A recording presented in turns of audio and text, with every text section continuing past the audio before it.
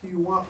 I had a question, or maybe a two-part question about the giants in the Bible. Yeah.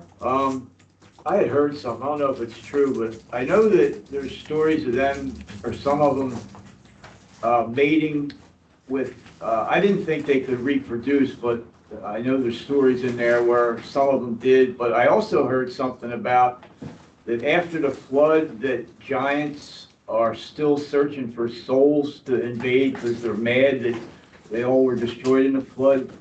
That may not be true, any of that, but it's just something I was thinking about. All right, let's talk about the Nephilim. First of all, the Bible gives us about yay much about them. So anybody that goes into some great amount of detail, look at it side-eyed and go, yeah, there's just not enough said. Second of all, let's talk about the giants that we know, because there were historical giants. Goliath, but also the others in his family, of whom there were supposedly 5 or maybe 6. How high were they?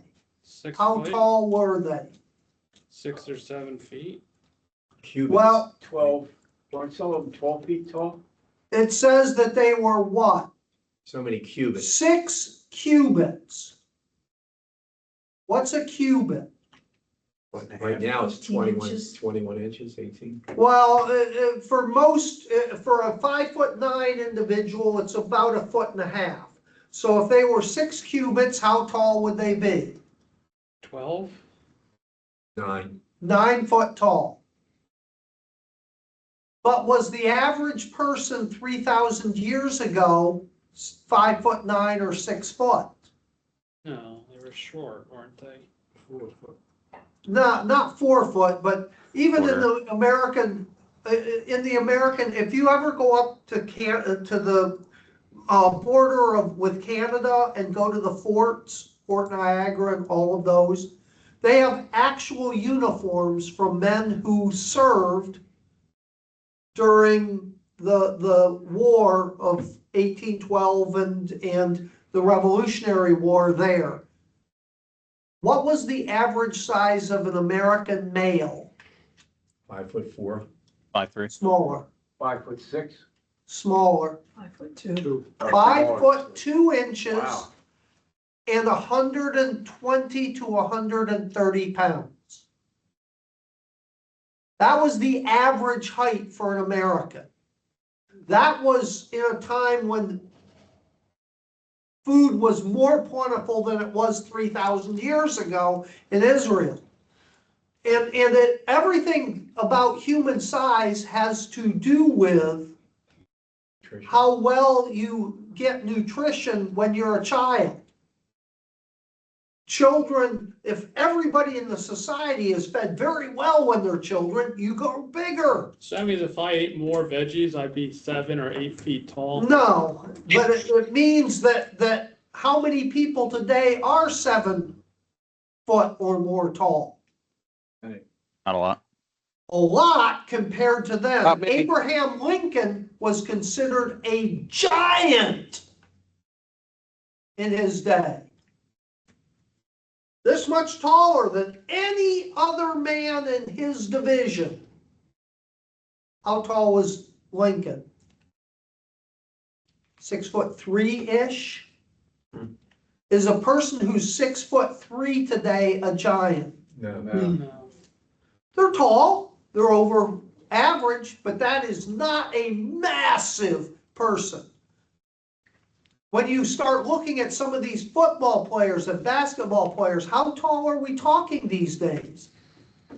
7.5 feet tall. Yeah, 7'6". Yeah. Just 60 years ago, in the 1960s, a Wilt Chamberlain was 7 foot, and he was considered to be amazingly tall. And now there's people 6, 7 inches taller than that playing in the NBA.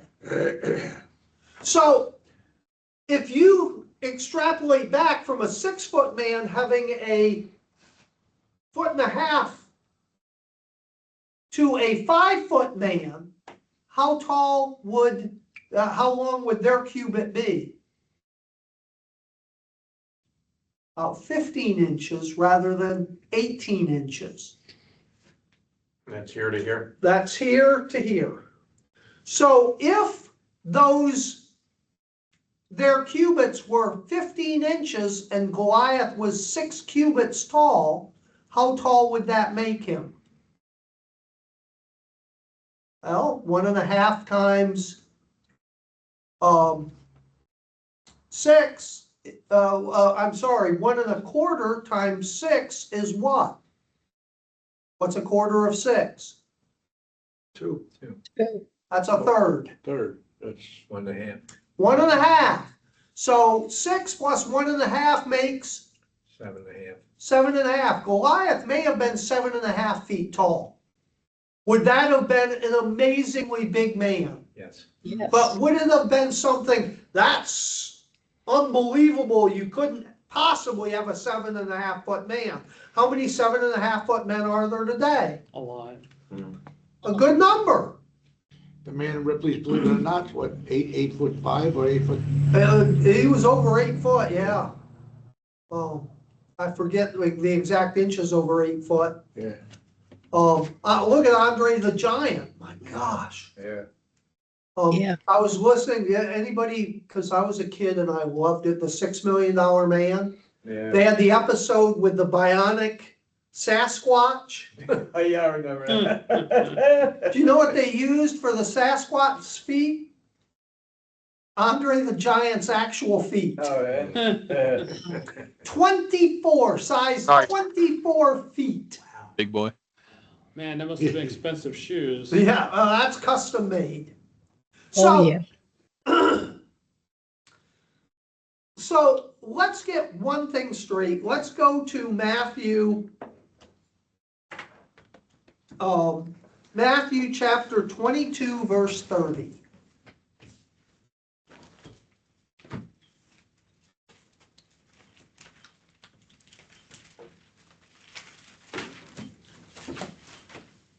Mm.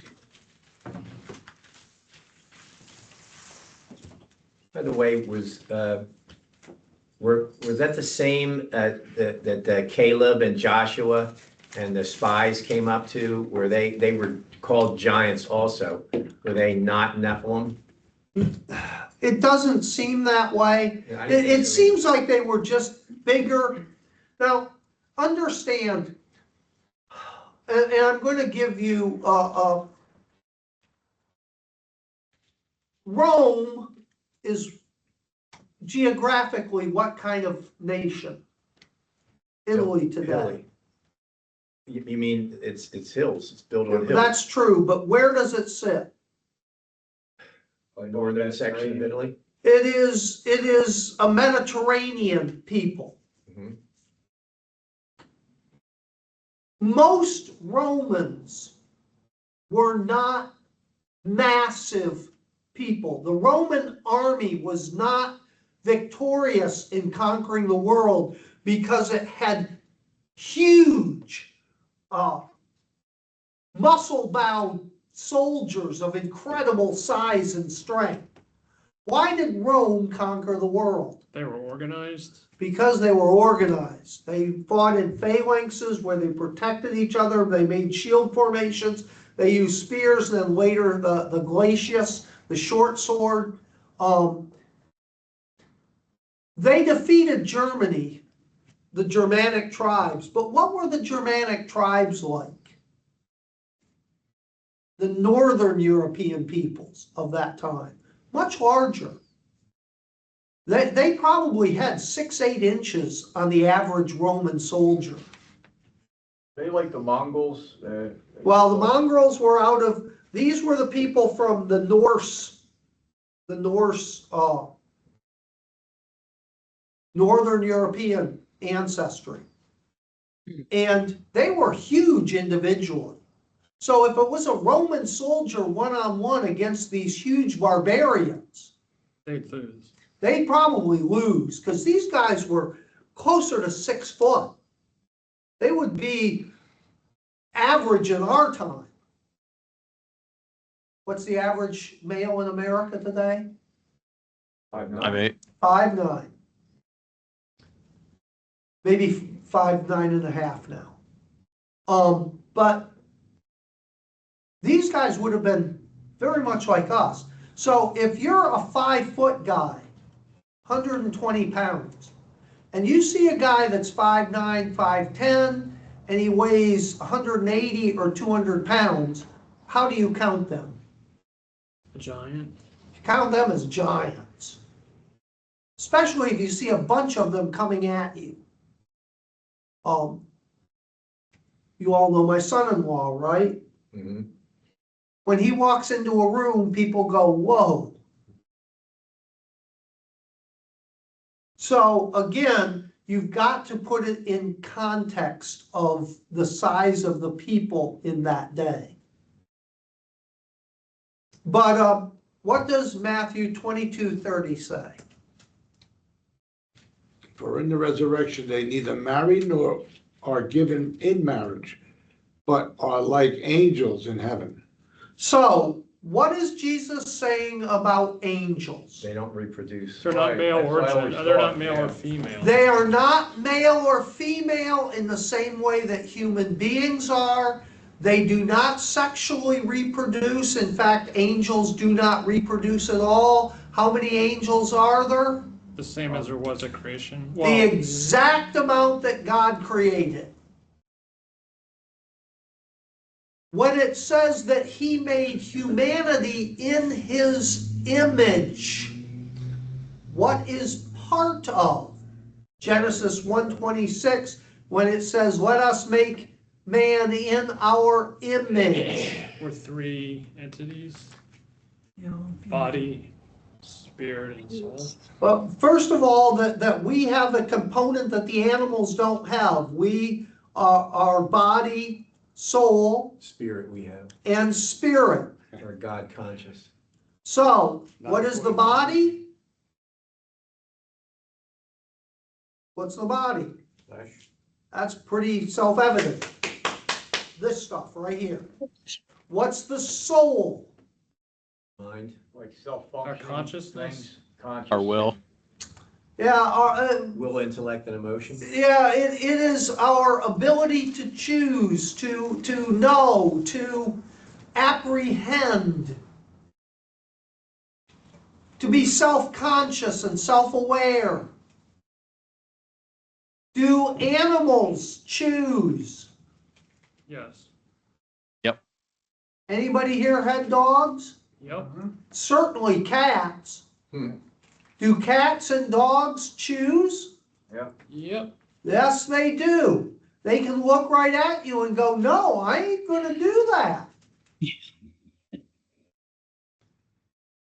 Or yes, I. Or am gonna yes, do- I am gonna. You said don't pee on this floor. I'm gonna pee on this floor.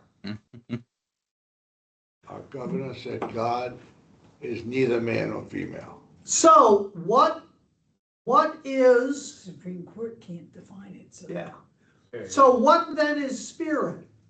We know we're gonna die someday. We have Focus an on idea eternity. of God consciousness. eternal The, presence. I'm gonna go broader than the God. It is the ability to interact with eternity.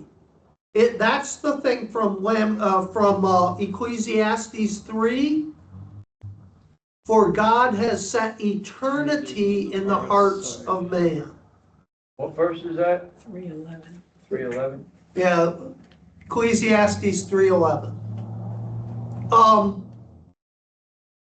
It's not just that I can interact with God, I can interact with eternal values. I can understand right and wrong, obedience and disobedience to God. I can understand that there is life beyond this life. Well, wouldn't good and wrong also be a reference to the soul? Because like you mentioned with dogs and cats, they know when they did something wrong and they don't have eternal. But that is the arbitrariness of, they know they have displeased their master. Right. there is nothing intrinsically good or moral or immoral about a dog's behavior. They are simply acting on instinct. Uh-huh. We have the thing that we know murder is wrong. Now, dogs may know that we don't like it when they do this deed or that deed, and they might get punished for it. But that's something entirely different than us having this thing, this conscience that says there's a standard, an eternal standard that I am responsible to. But that's not the only way that we are created in God's image. Because do angels have all of that? Do angels have a spirit? Do they interact with eternity? Sure. Yeah. They live in eternity. Do they have the power to choose good or evil, and have they done so? Yeah. Absolutely. Yes. So, but angels aren't said to be created in God's image, not the way we are. Well, they don't have flesh. Well, they have something. Yeah. People in heaven, even in the new heaven and new earth, don't have flesh like we have flesh. They have, Paul makes a big deal about this in 1 Corinthians 15. Well, when it says Glorified in the bodies. Bible about them seeing the maidens that were fair and that, We're gonna get to that, but we Okay. gotta sorry, lay a foundation first. all right. So what makes us in the image of God? We can create. We create eternal spiritual beings. or We are the only beings that we know of anywhere who can create new spiritual beings. Angels can't do that. The day that the angels were created, there were X number of angels. Today, there are Same X number. number of Same angels. amount. the same X number of angels. In eternity future, there will be Same number. Same the amount. same number of X number of angels. There's never new ones created. None of them are ever destroyed. That's why, what does God have to do? And he does the same thing with humans. Cast them He in the lake. judges them. Yeah, those who rebel are not destroyed, because you cannot destroy a spiritual being once they are created. They're judged. They are eternal from that moment forward. They are everlasting. So the only thing God can do with those who rebel, both humans and angels, is lock them away from everyone else in that place called Lake of Lake of fire. fire. the lake of fire. So, therefore, now we come back to Genesis.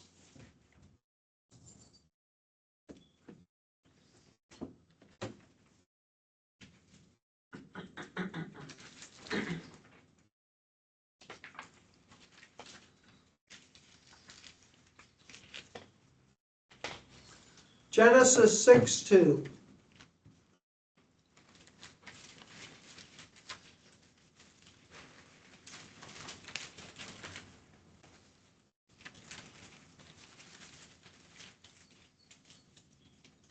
That the sons of God saw the daughters of men, that they were fair, and they took them wives, all which they chose.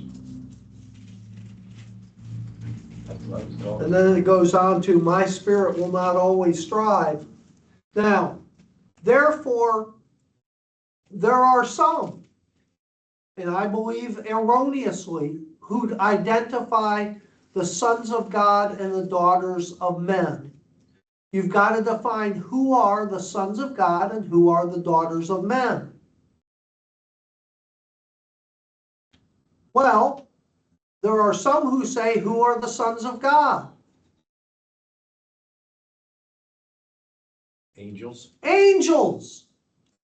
These were fallen angels, demons, whatever you want to call them.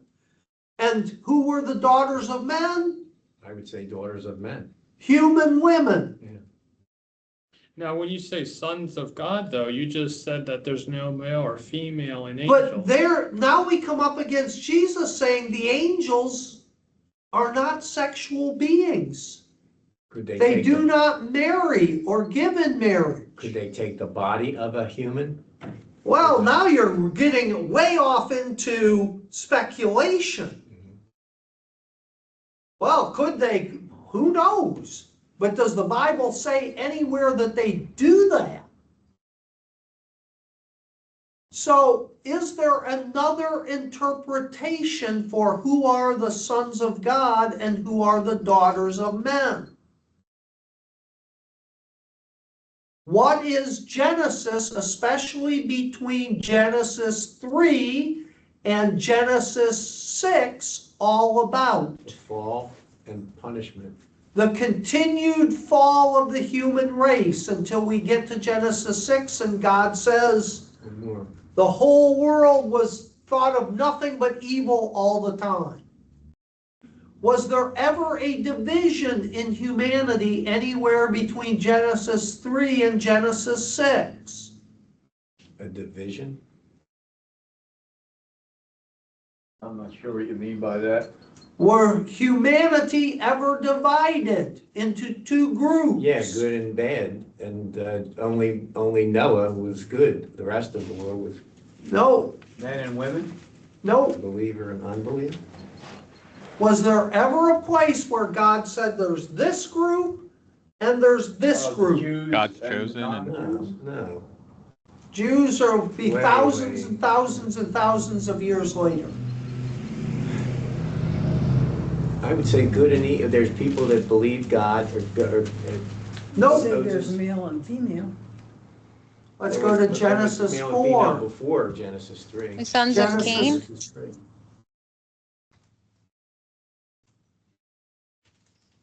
What did you say, Joy? We've got what I said the happens sons of in Cain. Genesis 4. And you're right, Joy. You're talking about Cain and Abel. Yeah, we're talking about Cain and Abel. What happens? There were people that sacrificed the proper way and people that didn't. Righteous. There was unrighteous. Cain, who chose to rebel against God, and there was Abel, who was faithful. And what happens? Cain Killed Abel. kills Abel. And what is the punishment for Cain? He gets kicked out. He is marked Marked. and told, get out! He's a vagabond.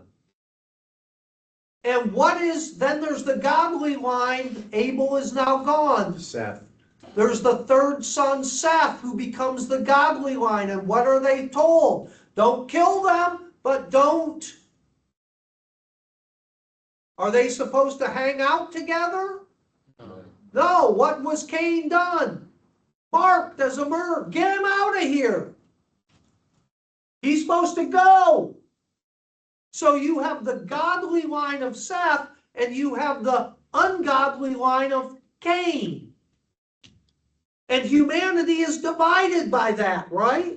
Because the children of Cain, they bear their father's mark. And the godly line is supposed to stay godly. And now we come to Genesis 6, and what happens? That's where they mingled.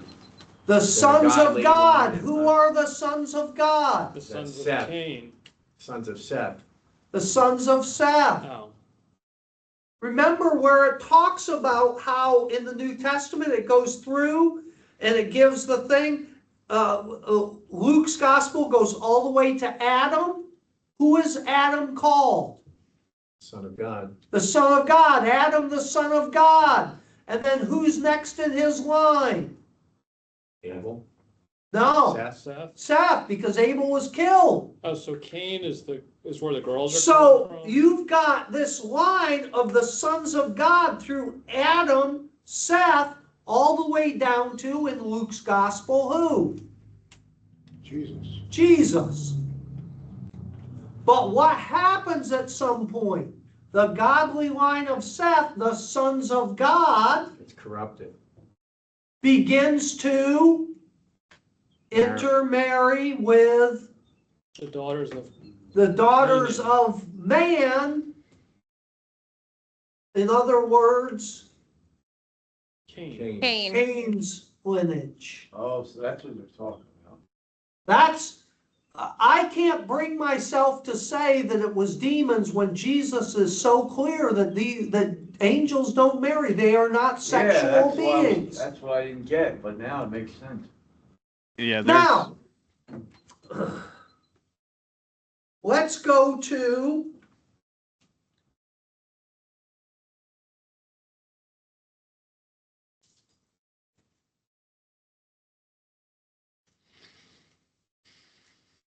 If what you're saying is true, where did the Nephilim come from?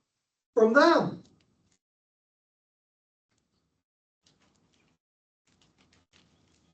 otherwise it would contradict what Jesus directly said.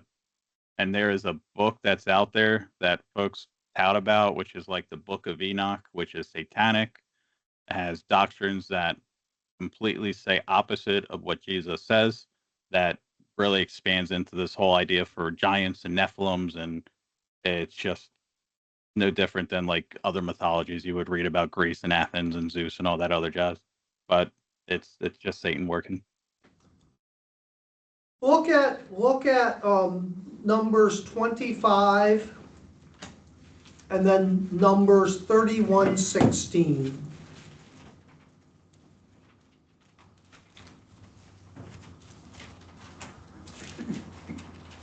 What was the Numbers verse? Numbers 25, and then we're going to go to 31:16. Which verse in 25? You meant the chapter. The entire chapter, Oh, or at least the first huge part of it. While Israel was staying in Shittim, the men began to indulge in sexual immorality with Moabite women who invited them to sacrifice to their gods. The people ate and bowed down to these gods, so Israel joined in worshiping the Baal at Peor. And the Lord's anger burned against them. And then it's about God's prescription. Okay, we all there? But if you go over to Numbers 31:16, notice what that says.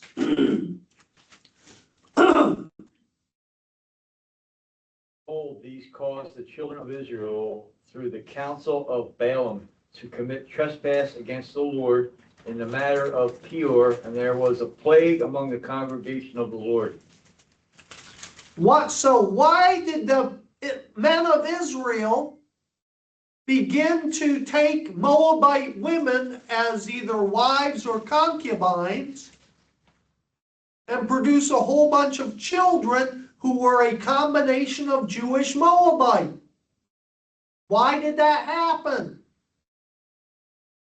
Lust. No. Well, but that's not what it's saying here. Because Balaam said to Balak, I can't curse them, but I know how to destroy them. Send your prettiest women down there to seduce them. And then teach them to sacrifice to idols. God will get so angry, he'll have to kill them for you. So again, what is this repeated attack of Satan, not just in early Genesis, but throughout all of Scripture?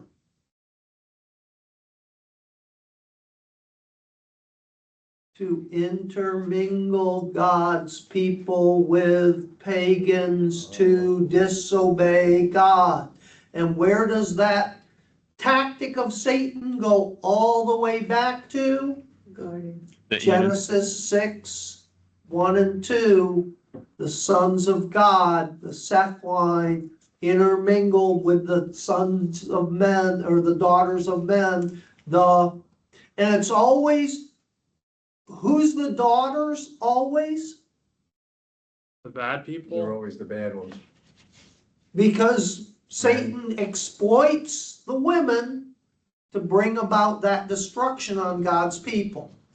Now, let me go forward from that much further. Let's go to 1 Corinthians. I was gonna What chapter do I want in 1 Corinthians? Somebody ought to know this. What are we looking for? 1 Corinthians. Something about what we're talking about. Where would it be? Chapter 7, because that's the chapter about marriage. Rules about Christian marriage. 25. do not be yoked with unbelievers. Oh.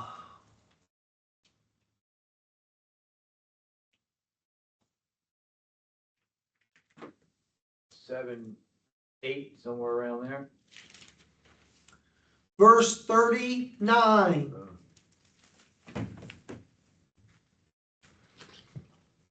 I was closest. What's 1 Corinthians 7:39 say? Wife is bound by And the no, law. Mike, it is not written on my forehead. I know, I keep looking. I can't get over it. A wife is bound by the law as long as her husband liveth, but if her husband be dead, she is at liberty to be married to whom she will, only in the Lord. Or I'm going to do a more modern translation because I think it's a little easier to understand. The woman is bound to her husband as long as he lives, but if her husband dies, she is free to marry anyone she wishes, but he must belong to the Lord.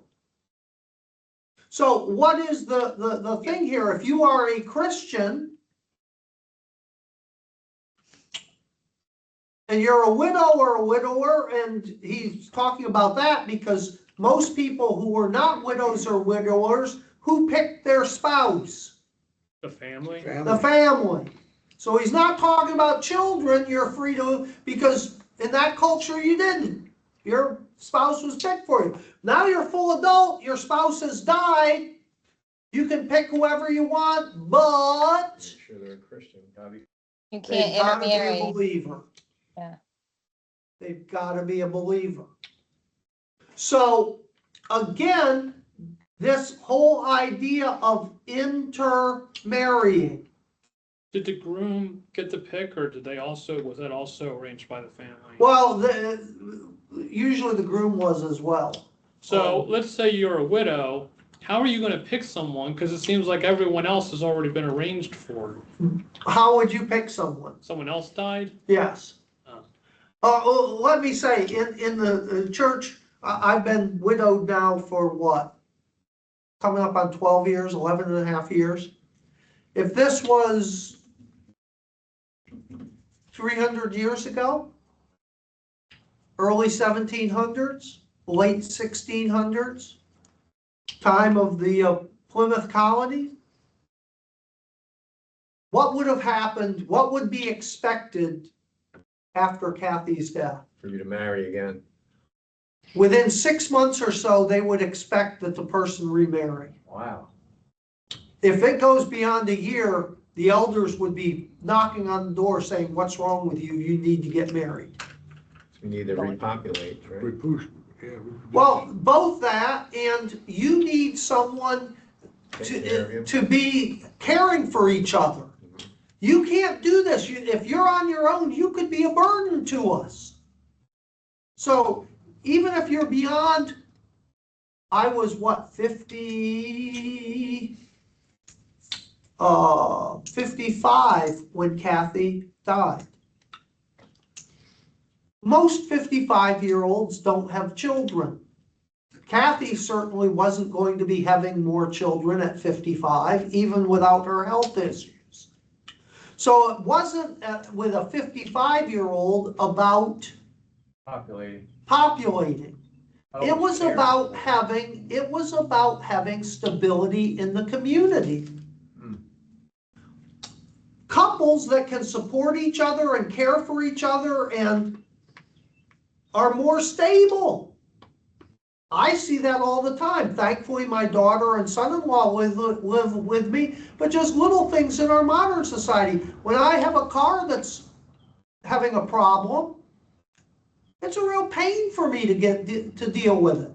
When Kathy was alive, we had 2 cars. If one of the cars was broken down, one of us would just drive it to the shop, the other one would pick it up, and you'd share one car for a little while. Now, I have 1 car. If my car has to go in the shop, it's a real pain. I can attest to that. That's the kind of life I'm living right now. Yeah.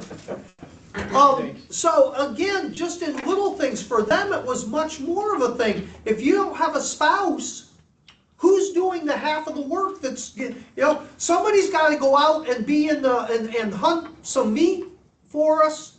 Somebody's got to stay here and watch the vegetables, or the animals will come in and eat them all. Somebody's got to be watching the kids, or if you're older, the grandkids, and helping with them. And if you don't have 2 people, you're at a real big disadvantage. And then who has to start picking up the slack? The other people, colony. Other people in the colony. And that's not fair to them. They've got their own family to take care of. So that was the expectation, that you would do that very, very quickly.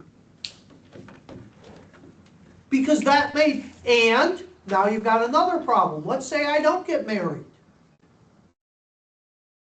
Having a bunch of unmarried people around, what does that do? Leads to promiscuousness. Yeah. And does that lead to home wrecking? Yep. Orgies. Well, maybe not that, but hey, all of a sudden, some woman's husband is paying too much attention to that widowed person. Oh, because I'm just having compassion on them and trying to help them, but all of a sudden you're neglecting your wife to take care of the widow. Instability in the community. They said, no, as believers, don't do it. No desperate housewives back then. No desperate housewives. So, again, that was just very much, we can afford not to do that. Why? Because of the way society is.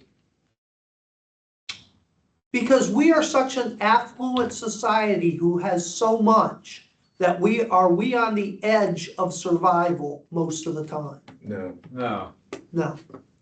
But for any society that's on the edge of survival, you cannot have unproductive people in your society. You just can't afford to do it. We can afford to have millions of people on welfare and everything doesn't totally collapse. Right? Right. Yeah. But that's because we have so much that we can do that. Did they have that much? No. Or did they have people dying every year in the winter because there just wasn't enough food? Oh, yeah. Do you see how that works? Yeah. So, when you come into the New Testament, you've got this same problem. Now, let's go to the ceremonial law, because we talked about the law last week. What was a big part of the ceremonial law? Sacrifice. It was. But what has to do with this? Oh, ceremonies? Marriage? No, that's not the ceremonial law. Where God was painting this huge picture about this whole problem. All the things about not being unequally joined. You cannot plow with Oh, 2 different animals? an Uneven oxen yoke. and a donkey. It's illegal under the law of Moses. If I have a rip in my cotton shirt, Can't put a different material. I can't put a wool patch on it. No touch fabrics. You can't join unequal things together. What's God trying to show this whole idea? Wow.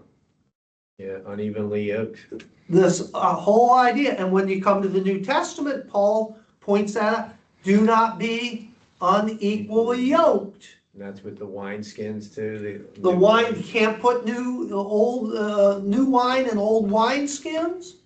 All this stuff why did God get so specific? Because he was trying to make a point in a physical way that you would get. These are things subliminally that it's not right. Plus, it doesn't work right either. And that was his point. It doesn't. I've got this shirt. What's the problem with this shirt? Look at it. It's red and blue. No. Made in China. Oh, the patch is. Two different patches. This patch is made out of cotton. The shirt is made out of Nylon.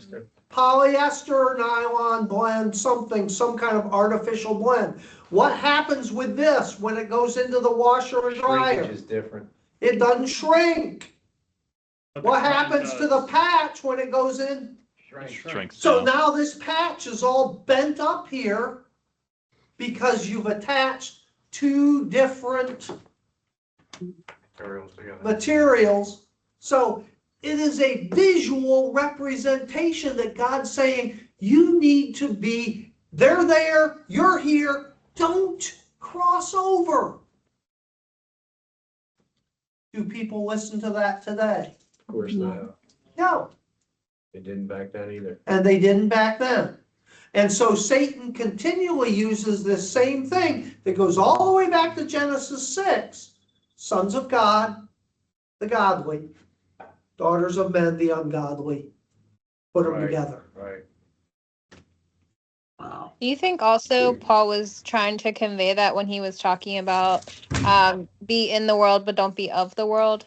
Is that Well, that is our modern way of saying what Paul says. Paul doesn't say don't be in the world. He never says that. What he says is do not be conformed to this world, Romans 12, 1 and 2. I love this world. Do not love that's John in 1 John 2, 11 to 15.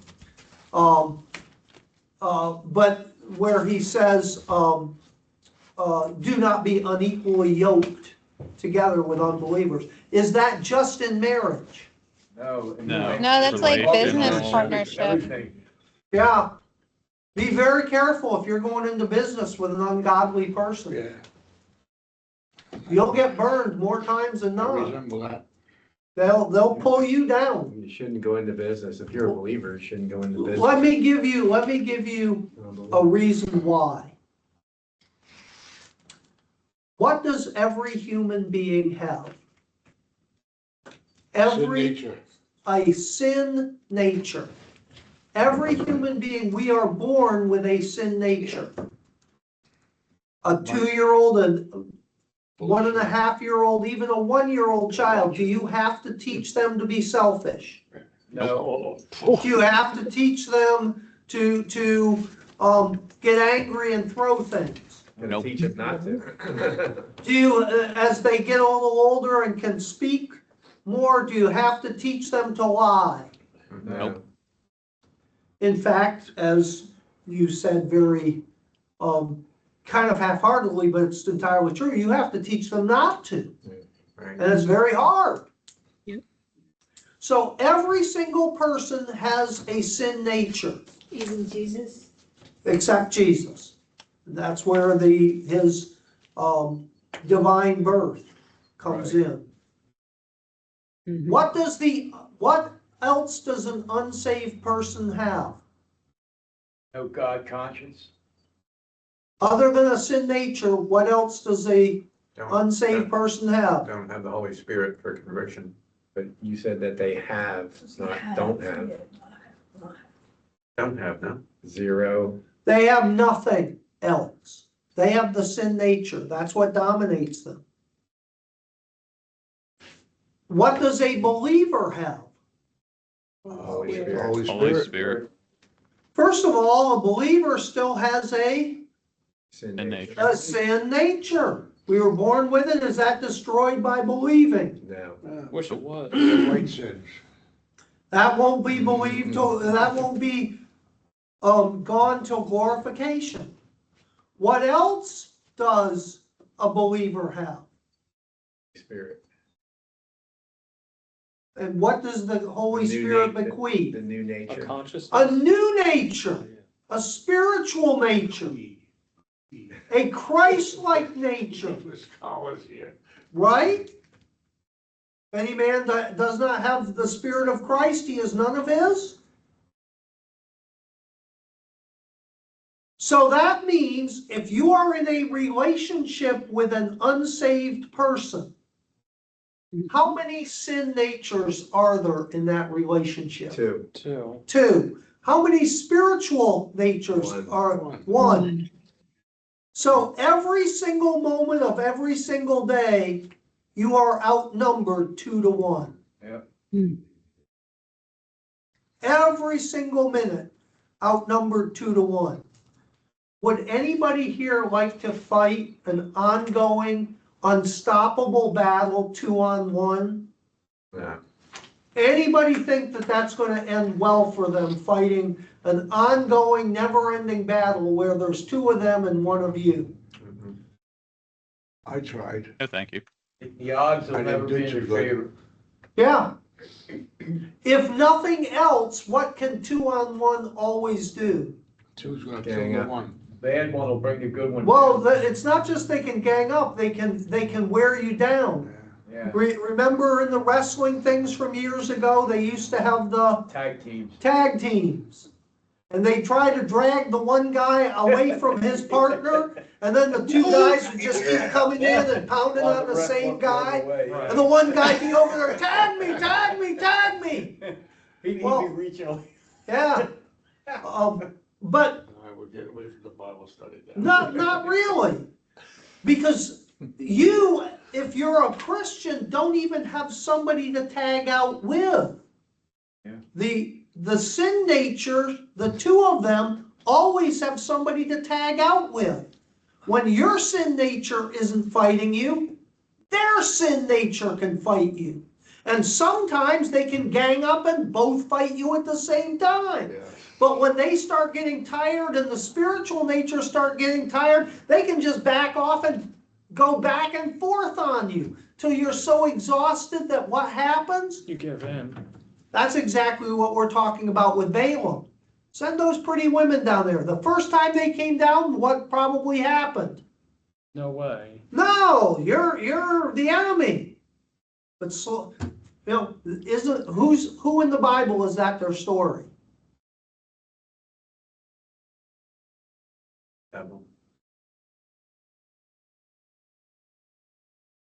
Big guy, Samson. Samson.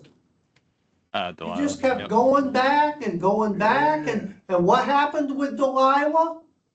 Kept asking him. Compromised and She lost his kept hair. wearing him down and wearing him down and finally he's just, oh, shut up, I'll tell ya. I would have dumped her after the second one. Like, really? I would hope that I would have dumped her after the first one, but I don't think you do because that's not what people do. Hey. See, really easy to say, oh, I'd have done better. That was an area in his life that he didn't submit it to God. I mean, look at Solomon. Even when he built his temple, he built a different one for his Egyptian wife Yep, because he knew it was wrong, that she should not have been his wife, yep, but there she was, so. yep. My father-in-law used to say, he said about the being unequally yoked, whether it be business, partnership, marriage, whatever. He says, when you're a Christian, it's like, my shoes are clean, but if you stand up, you're up here like this, and then the unsaved person's down there. He says, they can pull you down, but you can't pull them up. Yep, That's the problem. yep. How about that? So, what about these Nephilim? Do you think all these people, every person that came out of the union between these two lines were giants? Is that what the text actually says? No. Not every. No.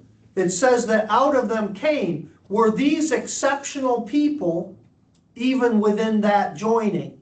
Mhm. Sounds like it. Gath had 6 giants. How many people were there in Gath? Hundreds of thousands, maybe 1 million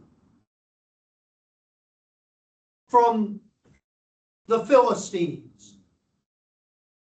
So again, these were rare individuals. Why? Was it some kind of spiritual influence? Or was it just the fact that these men were so driven and so that they got bigger and meaner and They ate good. they ate good? They were bullies probably. Nah. You ever seen dogs? When dogs are born, there's usually, I don't know, 6, 8 of them. Not all dogs have that many teats. So what often happens, The The ones who don't feed die off.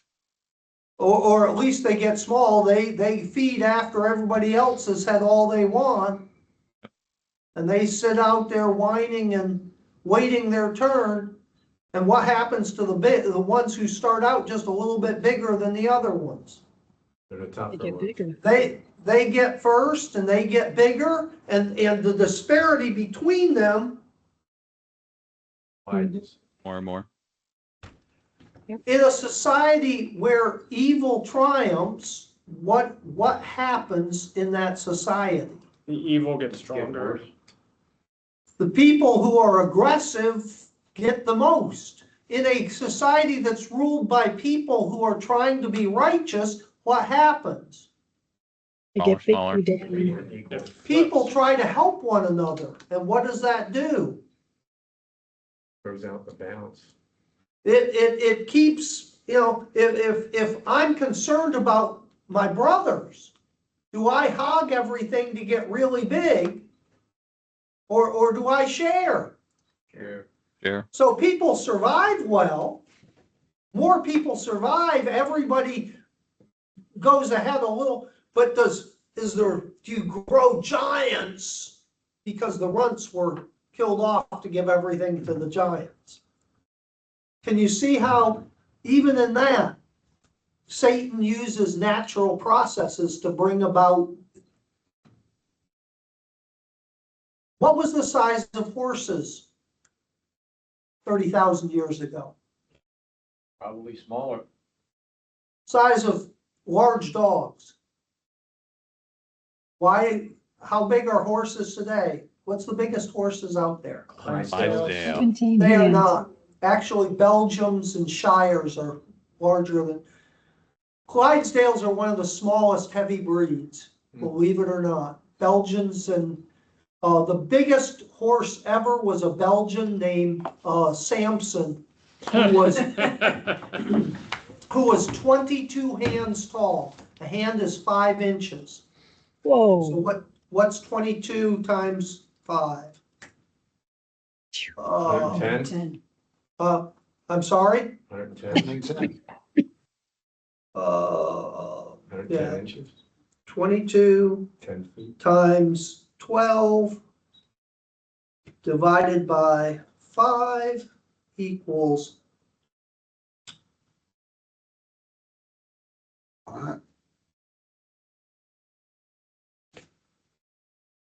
that's not right. 22 times five. About 10 feet tall. 22 Times 5 clear. is 110. It's about 10 feet. Yeah, it's about 10 10 feet. feet tall. That's pretty tough. That's not to the top of the head, raising their head. That's to the top of the front joint, called the withers. Thank you. The top of their front shoulder as they're standing there, Oh. 10 feet tall. Wow. Massive horses. How did they get that big? They ate well. Genetically modified. And it's not just that they ate well, They're breeding. they were bred that way. How did they get horses that were 9.5, 10 feet tall? They took the largest horses Kept mating them. and mated them together. Just think how that hurt the ones that were like dogs. Yeah. And then they took the largest, those mated them together. mated them together, and you get giant horses. Now, there's a problem with giant horses. Can't get on They're incredibly Hard. strong, but They live- what else are they? Yeah, weak legs. They live shorter. Yeah, I have shorter lives. They have shorter lives, but they're also much slower. If you're gonna have a all that horse weight. race, how many Belgians or even Clydesdales are out on the racetrack running against Arabians? Right. All that weight. Yeah.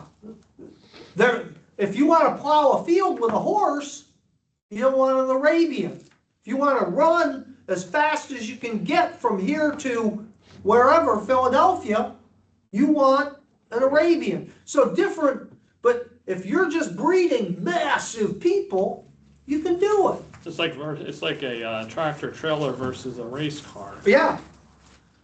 Or my SUV versus a race car. There's things my SUV can do that the Corvette, you want to go up a dirt road with a big thing, hump in the middle where, it was just a tractor road. Do you want to go up one of those with a Corvette? Nope. Or how about tow a trailer? I did. I did it with an MGB. Didn't have an exhaust system when I got to the end. It was laying in the road behind me. But on the other hand, if I want to drive 140 miles an hour, do you want my Pathfinder or a Corvette? Corvette. Yeah. So each thing has advantages and disadvantages.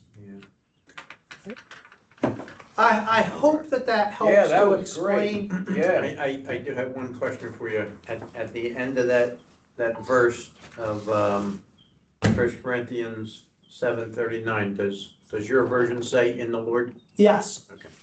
Yep. Thank Okay. you. And that's the whole point of it, that they can't marry anyone they want. Yeah. God bless. Have a great week. Thank you so much.